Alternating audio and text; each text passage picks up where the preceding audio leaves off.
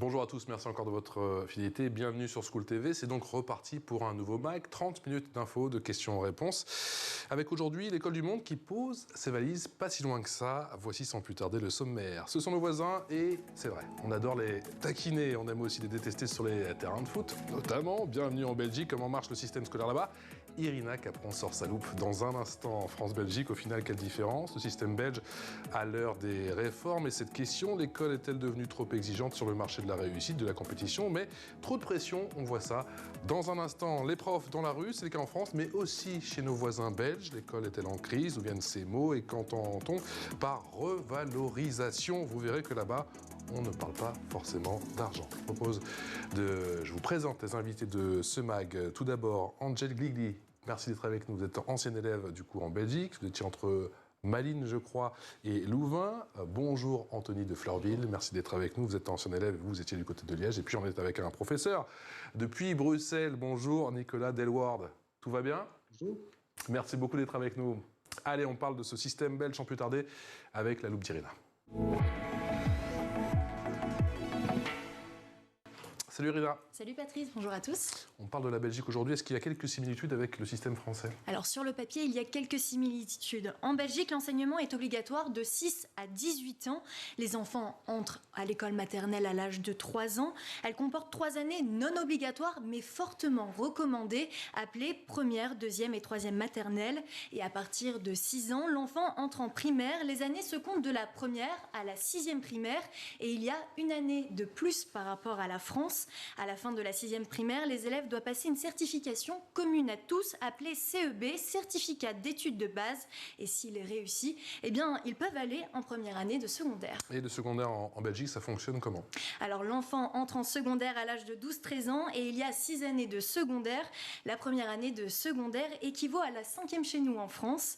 La première et deuxième année de secondaire sont générales. Ensuite, à la 3e année de secondaire, eh bien, l'enfant choisit s'il veut continuer dans une voie générale, technique, professionnelle ou artistique. Et à la fin de la 6e année de secondaire, eh bien, les enfants doivent passer le CESS, l'équivalent du bac en France. Et alors, il y a une grande différence entre la France et la Belgique. Les bacheliers ne sont pas ceux qui ont eu le bac, comme nous, on les appelle en France, mais ceux qui sont diplômés d'une licence. Et concernant le rythme scolaire ou encore l'enseignement? Alors, en Belgique, les enfants commencent l'école vers 8h30 et terminent vers 15h20, 15h30. Les vacances se déroulent à peu près au même moment que ceux des élèves. J'aurais dû aller en Belgique. Hein. Oui, bah oui, moi aussi. Franchement. Et le système de notation ne se fait pas avec des notes, mais avec des pourcentages, la moyenne étant de 50%. En Belgique, les élèves ont beaucoup d'évaluations, surtout au secondaire. Ils passent des examens certificatifs en décembre et en juin. Les matières sont à peu près les mêmes, sauf que l'apprentissage du néerlandais est obligatoire. À Bruxelles, il est obligatoire à partir de la 3e primaire, ça équivaut au CE2 pour nous, et en Wallonie à partir de la 5e primaire, c'est-à-dire le CM2 pour nous. Allez, merci beaucoup Irina, on creuse tout ça dans l'expression orale. Bon, Nicolas Delward, je ne vais pas y aller par 4 chemins. À l'école comme au foot, cette question, c'est qui les meilleurs? Ouais, clairement, c'est nous. Et donc, l'injustice. Non, écoutez, c'était très bien la présentation que j'ai entendue de l'enseignement en Belgique. C'est ça, effectivement. Maintenant, il faut savoir que c'est très, très diversifié en Belgique. Et il y a, c'est pas la notion d'école de la République comme vous connaissez en France. Une école n'est pas l'autre. Il y a le réseau libre, le réseau officiel. Les programmes sont similaires, effectivement. Mais en gros, il y a beaucoup moins de centralisation et beaucoup plus peut-être de diversité. Moi, je vous donne un exemple. Je suis prof de français et il n'y a pas donc plutôt pour des élèves de niveau lycée, il n'y a pas d'œuvre imposée pour préparer le baccalauréat. C'est au choix de chaque prof de faire ce qu'il veut, quoi, finalement. Déjà, il faut faire une distinction entre les écoles francophones, wallonnes et germanophones? Oui, tout à fait. L'enseignement est régionalisé, c'est-à-dire que c'est une compétence qui n'est pas fédérale. Donc la Belgique, c'est un État fédéral. Et l'enseignement est organisé d'une manière différente selon qu'on est sous le régime linguistique néerlandophone ou francophone. Et puis, alors, il y a clairement aussi une différence de moyens. Ça, on en reparlera peut-être plus tard avec le sujet sur les profs dans la rue. Dans l'enseignement francophone, il n'y a pas beaucoup de sous et c'est compliqué. Angel, il y a une véritable approche différente chez vous en Belgique? Alors, effectivement, moi, j'ai fait l'enseignement néerlandophone, du coup, et pour moi, c'est vraiment un enseignement de qualité, sachant que j'ai fait le collège en France avant de... Enfin, j'ai navigué entre les deux pays, et j'ai fait ce qu'on appelle la quatrième secondaire jusqu'à la terminale, la sixième. Non, troisième, excusez-moi. Ouais. Troisième, donc la troisième, donc c'est la même chose, jusqu'en sixième secondaire, jusqu'en terminale. Et c'est quoi les principales différences justement? Est-ce qu'il y a quelque chose qui vous a... Alors, effectivement, pour rejoindre la présentation initiale, c'est vrai que nous sommes notés en pourcentage, nous avons régulièrement des évaluations. Et ça, c'est mieux d'être noté, par exemple, en pourcentage, le fait d'être... faut avoir au moins 50%, c'est ça? Bon, ça, c'est pas une différence majeure, mais ce qui était assez intéressant, c'est d'avoir souvent des évaluations. Et des évaluations annoncées et non annoncées. Donc, surprise. D'accord. Donc, ça, c'était assez stimulant et pédagogue, parce que ça nous a appris pour ceux qui voulaient continuer des études supérieures, à s'organiser en fait et à apprendre régulièrement. Et ce qui était intéressant également, c'était en fait, les cours sont organisés de telle façon, je sais pas en Wallonie en tout cas, mais on avait 50 minutes de cours.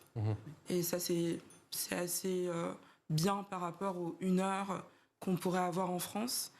Et également, on a appris énormément à synthétiser, la synthèse, avant d'entrer dans les dernières années qui précèdent l'université. Ce qui se fait pas trop en France, d'après vous, ou ce qui se fait différemment? Ce qui se fait différemment, je dirais. D'accord. Je dirais, oui. Anthony, quel est votre souvenir justement de votre scolarité? Alors vous, c'était en Wallonie pour le coup? Moi, c'était en Wallonie et j'étais dans des études professionnelles, donc vraiment de qualification. D'accord. Et contrairement aux études qui sont plutôt générales, j'avais 3 examens par an. J'avais au mois de novembre, au mois de mars et au mois de juin. Pas de stress. Exactement. Donc, en plus des évaluations quotidiennes. Et j'avais des cours j'avais des cours qui étaient aussi pratiques. J'avais des évaluations sur des créations d'art, d'agencement et tout ça. Nicolas Delward, est-ce que vous diriez que ce système belge, c'est pourquoi pas un mix, même si on a vu qu'effectivement, j'ai l'impression qu'en Belgique, il y a limite 3 systèmes différents, mais que ce système belge, c'est un mix entre peut-être le modèle anglo-saxon et le modèle français? Oui, peut-être. Moi, je vois dans le modèle français quelque chose dont on essaye un peu se libérer en Belgique, c'est ce qu'on appelle le cours magistral, avec un prof qui parle et des élèves qui écoutent. Alors, je ne dis pas que tous les cours sont organisés de cette manière-là en France, mais dans les recommandations en tant que prof, on nous demande quand même de davantage mettre l'accent sur les compétences et sur le travail tel qu'il est accompli par les élèves, avec des productions à remettre, et un prof qui parle et les élèves qui écoutent et qui prennent note et puis qui restituent. Moi, je donne plus cours comme ça. Ça fait 25 ans que j'enseigne. Je faisais peut-être ça un petit peu au début. Là, je faisais la même chose que ce que j'avais entendu à l'université. Mais je me suis rendu compte que ça ne servait pas à grand-chose. Donc... C'est-à-dire, c'est quoi un de vos cours, ça ressemble à quoi, pour qu'on comprenne bien, Nicolas Delward? Pardon? Ça ressemble à quoi, du coup, concrètement, un de vos cours? Alors, on prend un sujet. Moi, j'ai décidé cette année, ou plutôt ce trimestre, de faire un cours sur le réalisme. Et dans mon cours en fin de sixième, là. Et donc, on va traiter du réalisme. J'aurais fait lire L'Assommoir de Zola, et plutôt que de leur poser des questions sur le contenu, je leur ai demandé à chacun de choisir un chapitre. Plutôt, je leur ai imposé un chapitre de L'Assommoir, il y en a 13, et il doit faire une petite vidéo de résumé de ce chapitre. Voilà, donc c'est une production plutôt créative et où ils sont en activité, je dirais.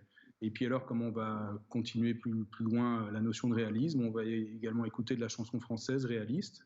Donc on va écouter Edith Piaf, on va écouter Daria, mais aussi Damso, qui est pas très loin d'ici d'ailleurs. Et on va même essayer de lui écrire une lettre pour qu'il vienne en classe. Je ne sais pas s'il va dire oui, mais pourquoi pas. Ah, je peux peut-être vous aider, on verra ça, on en parlera à la fin de l'émission. Angel, vous confirmez effectivement sur cette manière de faire cours, et qui est aussi peut-être une des différences entre la France et la Belgique? C'est plus inattendu, c'est plus participatif? Alors, c'est vrai que je ne saurais dire, parce que à l'époque, j'échangeais avec mes amis qui étaient au lycée, mais c'est vrai qu'on avait régulièrement des exposés, des mises en scène. D'ailleurs, je déteste me filmer et me voir. Je sais pas comment les acteurs font. Mais oui, c'était assez dynamique, je dirais, oui. Anthony. Même chose, moi je trouve que cette façon de donner cours, on n'est plus simplement assis sur un banc à écouter et finalement un peu s'endormir. On fait vraiment partie de la matière. On fait vraiment, voilà. C'est une façon de nous intégrer dans l'apprentissage qui est très intéressant parce qu'on le touche. On n'est pas juste là à le regarder, on le crée, on compose. Est-ce que dans vos écoles respectives, il y avait des projets pédagogiques? Parce qu'on en a beaucoup parlé. Moi, je sais que ma sœur qui avait ses enfants là-bas, il y en avait. Et elle me dit que c'est très répandu en Belgique. Oui, tout à fait. Par exemple, on présentait après nos examens, nous présentions nos créations.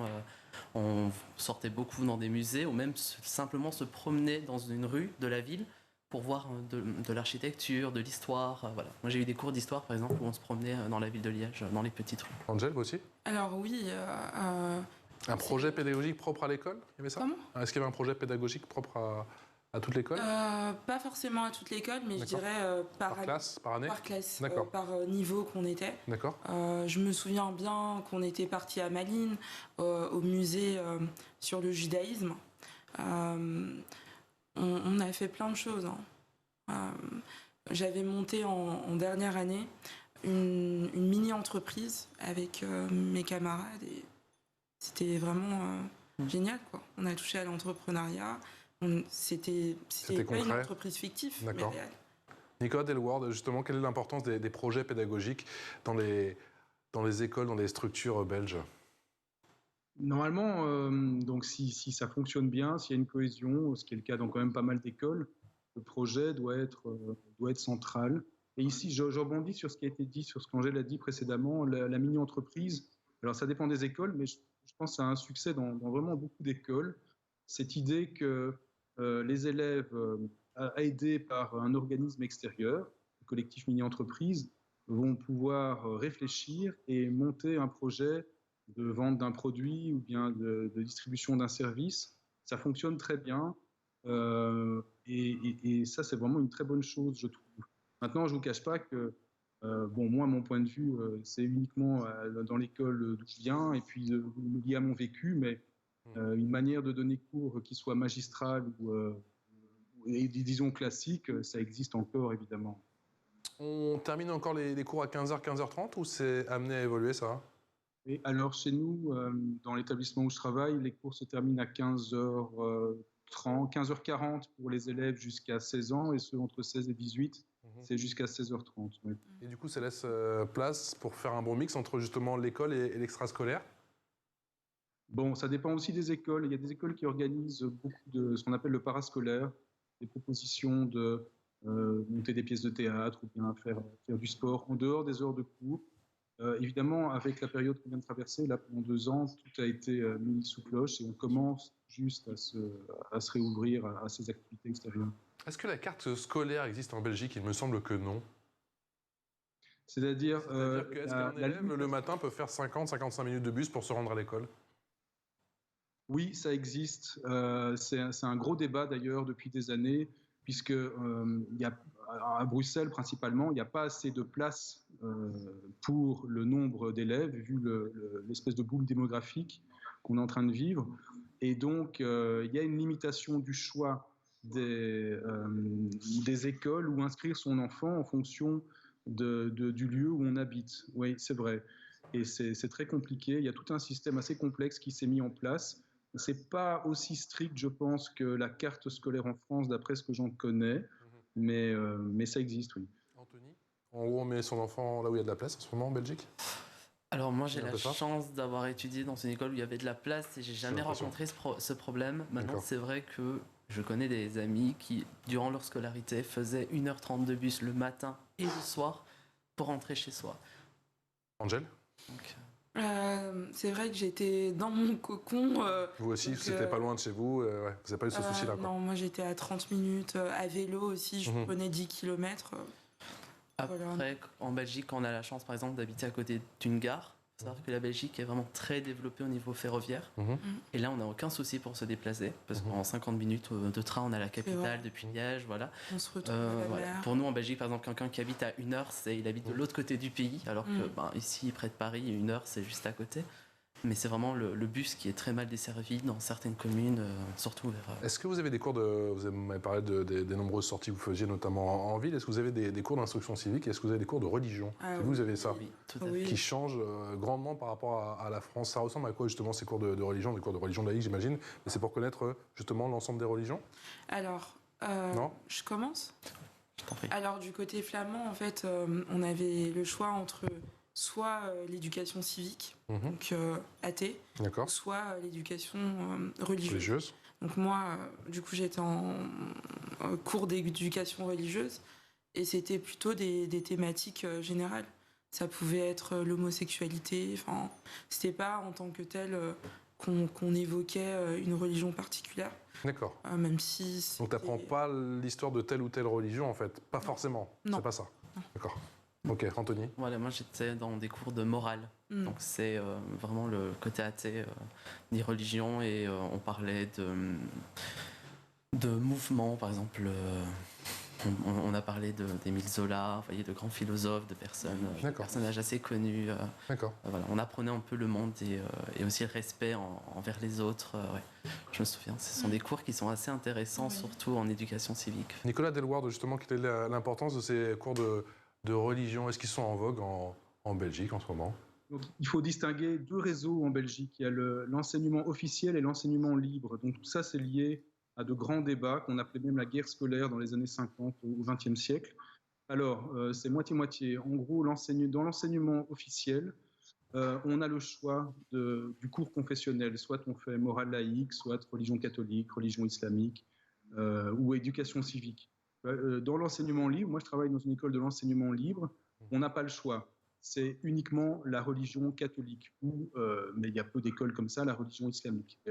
L'école dans laquelle je travaille s'appelle Sacré-Cœur de Gênes, donc c'est bien sûr la religion catholique. Je suis professeur de religion catholique, et bien sûr on voit les grands fondements de la religion catholique, mais avec une ouverture à d'autres religions. Et avec tout ça, en plus de tout ça, dans l'enseignement libre, depuis maintenant 4 ans, s'est mis en place un programme d'éducation à la citoyenneté, à la philosophie et à la citoyenneté, qui traverse différents cours. Ce n'est pas un cours spécifique. On en fait en français, on en fait en religion, on en fait en sciences, on en fait en histoire, et on étudie les grandes questions relatives à la citoyenneté, par exemple la bioéthique ou bien la laïcité. Nicolas Delward, est-ce que, d'après vous, les préoccupations des élèves sont au centre du système éducatif?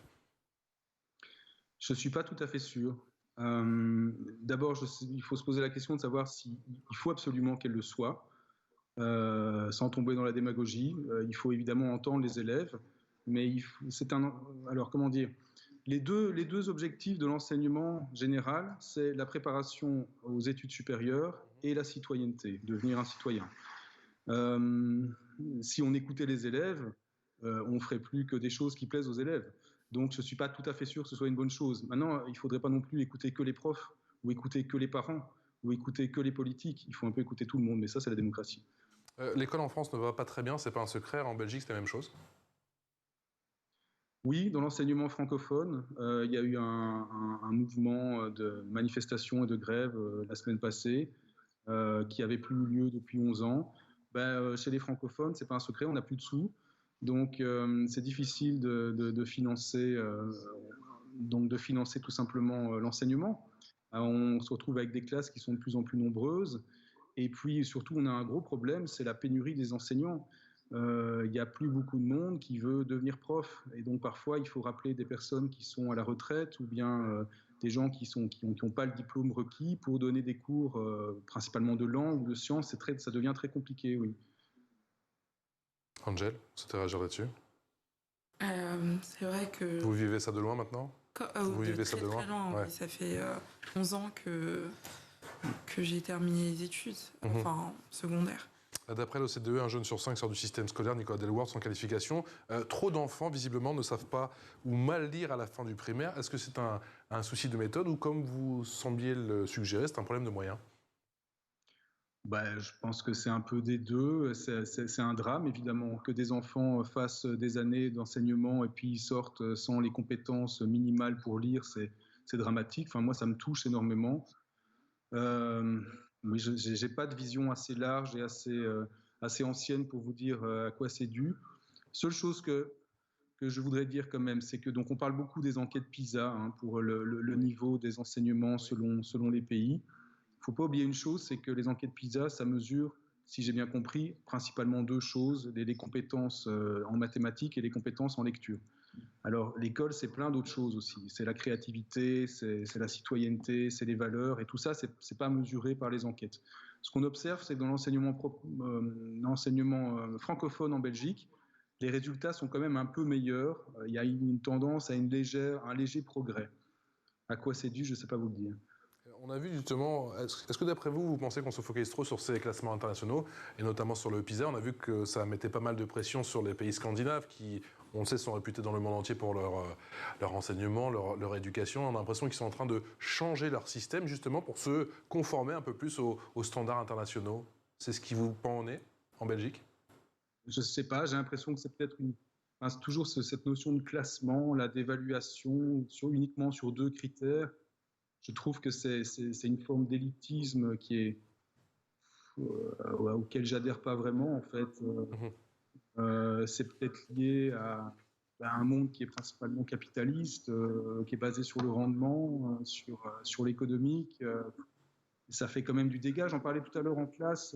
Comment se fait-il qu'actuellement, parce qu'on ne va pas se mentir, pour utiliser une expression que vous connaissez bien, les deux cours qui sont les plus valorisés, c'est quand même les cours scientifiques, les cours de maths et les cours de sciences. Alors qu'il y a exactement 50, 60 ans, ce qui n'est pas énorme, il y a 2 générations, c'était les cours littéraires plutôt.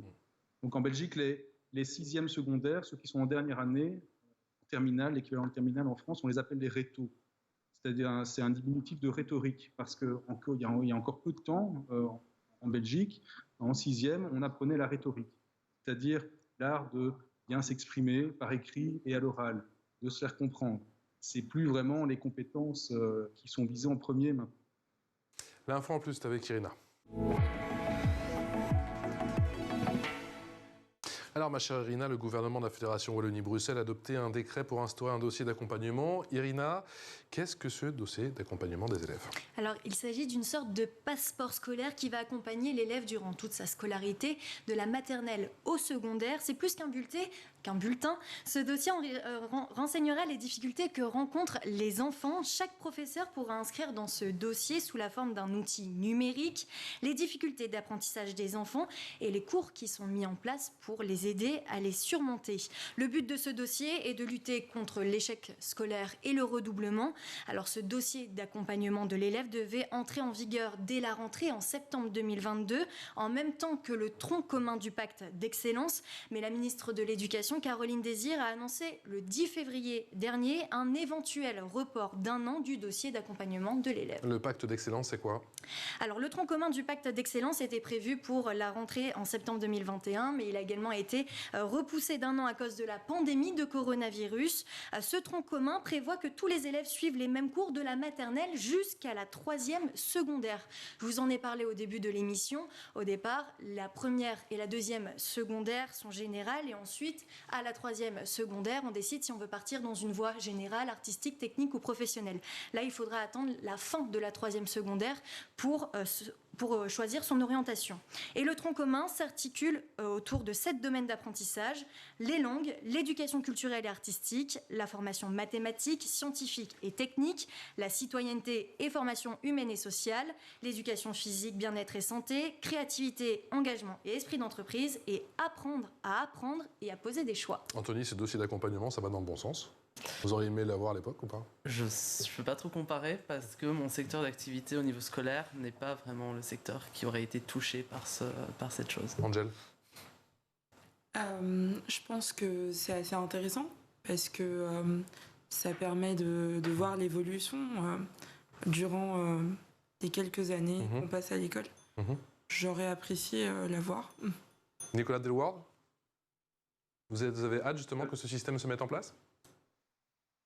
Je pense que ça a l'air d'être une bonne chose. Dès que c'est personnalisé, dès qu'il y a un suivi, oui, ça a l'air bien. Je vous avoue que je ne connais pas bien la problématique, savoir si c'est, voilà, comment ça va être mis en place et pourquoi c'est retardé. Mais a priori, ça a l'air d'être une bonne chose, oui. Est-ce que les professeurs en Belgique sont formés au numérique? On sait qu'il y a un retard énorme ici en France en termes de formation au numérique. Qu'en est-il chez vous? Alors, il n'y a aucune formation, effectivement, et c'est un gros problème. On s'en est rendu compte à l'occasion des confinements, là.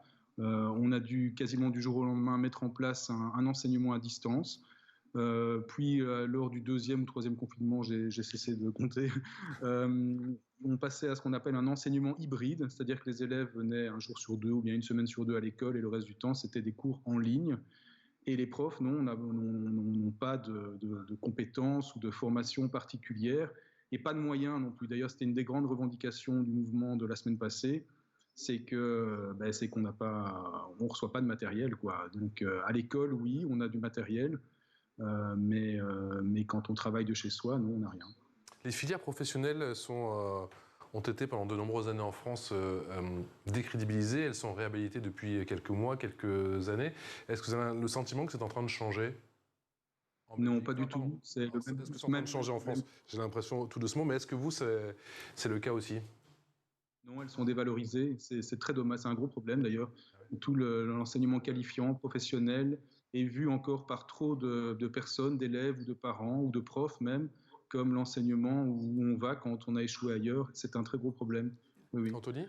Oui, c'est exactement ça, parce que c'est le circuit que j'ai suivi et j'ai vraiment été vu pendant ma scolarité comme un mauvais élève qui ne pouvait pas arriver dans la vie et qui était là un peu comme la dernière roue de secours. D'accord, mais alors du coup vous avez choisi ce secteur malgré vous? Parce qu'on vous a voir ça, ou c'est vous qui souhaitiez justement aller vers ça, ou sentiez que vous avez des aptitudes justement? Oui, c'est ça? Je souhaitais vraiment y aller pour apprendre un métier assez rapidement et vraiment compléter plein de compétences que j'avais étant jeune mais que je ne comprenais pas encore. Et alors comment ça fonctionne? Parce qu'ici en France on a notamment l'alternance, vous avez les mêmes systèmes justement en Belgique? Il y a de l'alternance, ouais. Mais là c'était vraiment des cours, j'avais toute la semaine à l'école, et le matin souvent j'avais cours théoriques, et l'après-midi j'avais des cours pratiques. C'est un cursus qui a duré combien de temps? Alors en tout ça a duré 5 années, parce que normalement dans l'école secondaire on fait 6 ans, mais dans les milieux professionnels on fait une 7e année complémentaire. Et aujourd'hui, vous faites quoi aujourd'hui? Maintenant, je suis designer, concepteur d'espace dans une boutique ici à Paris, dans l'agencement. Comme quoi, ça valait le coup. Voilà. Angel, c'est vrai qu'il y a cette mauvaise image, même en Belgique? Ah, c'est vrai. Côté flamand, oui. Parce que moi-même, j'ai fait filière générale. D'accord. Et une fois, ils sont venus présenter les filières professionnelles. Et j'ai été interdite. En fait, j'ai été attirée par cette filière professionnelle, mais on m'a dit, t'es une très bonne élève. Tu peux pas aller en filière professionnelle. Pas toi, quoi. C'est vrai. C'est quand même assez scandaleux. Nicolas Delward, beaucoup d'élèves français, j'ai l'impression de plus en plus d'année en année, font le choix d'aller faire leurs études supérieures en Belgique. Ça vaut le coup?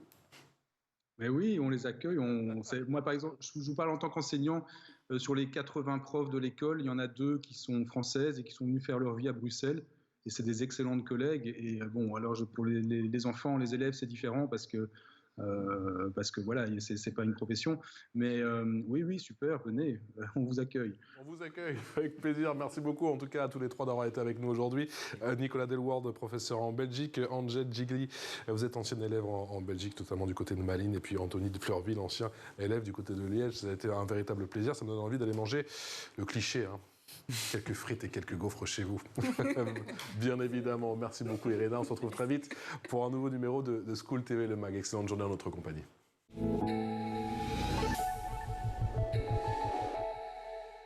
Je vous donne rendez-vous tous les jours